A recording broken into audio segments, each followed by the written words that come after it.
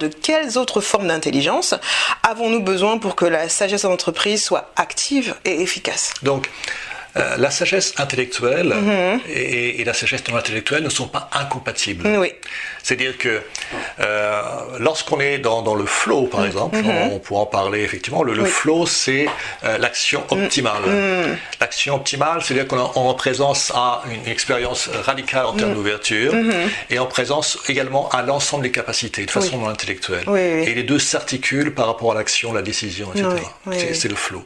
Et dans le flow, effectivement, on passe d'une base de joie incroyable où on a une participation à la vie, on est en conscience du système global, quoi. Et ça, cette participation à la vie fait que le fait égotique, le fait de se considérer comme différent d'eux part, et sur la base non de elle, on est dans le système et cette action se développe dans le système, d'accord. Mais lorsque l'action se développe, bien sûr, elle profite de l'ensemble des capacités, y compris intellectuelles. Tout à fait. D'accord. Imaginez un golfeur qui est dans le flow, qui connaît rien de golf. Ça va pas bien se passer, même s'il est dans une base non intellectuelle. Tout à fait, d'accord. Les deux s'articulent. Donc l'ensemble des capacités vont nourrir cette base non intellectuelle. Oui. Vous avez des exemples d'intelligence justement dont on parle, ces formes? Bien, par exemple, mais je citerai effectivement aussi. Quelqu'un qui a fait des études au niveau de la psychologie positive, qui a fait des études sur le fait des dilemmes.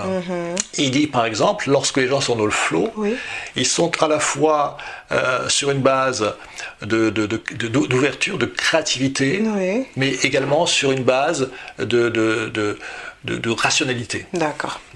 C'est pour prouver qu'effectivement on n'est pas sur cette différence. Donc il a fait des tas d'études sur des comportements, sur des espèces de dilemmes, effectivement. D'accord.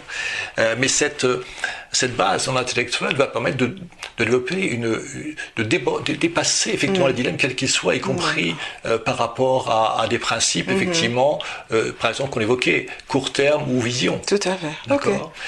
Souvent en entreprise on est l'un ou l'autre. Donc on fait une pression court terme sur l'individu, tu n'as pas d'objectif, t'es viré, et on fait une présentation avec l'équipe de foot ou de rugby en disant voilà, il faut être sur une base d'équipe. Voilà. Donc on est là ou l'autre, etc. Ça prend pas de sens. Il faut transcender ça. Sinon, ça mais ça, ce qui montre sur les équipes, ça prouve qu'on n'est pas du tout là-dedans, encore au contraire. En gros, si je comprends bien, c'est qu'il faut aller au-delà. Par exemple, si je reprends votre exemple du golfeur, s'il met en pratique ce qu'il a appris dans l'intellectuel, il va forcément avoir un blocage quelque part. Alors que s'il s'ouvre... Il va être sur un choix, il va dire, tiens, je vais faire ça. Voilà, exactement. Je vais appliquer tel truc. Voilà. Or, s'il est sur une base intellectuelle, l'ensemble des capacités vont être disponibles et on a une capacité au cerveau d'articuler tout ça pour avoir la meilleure solution par rapport à la situation. Tout à fait. Donc on a les émotions, on a l'environnement. Tout est là. On a les motivations sont là.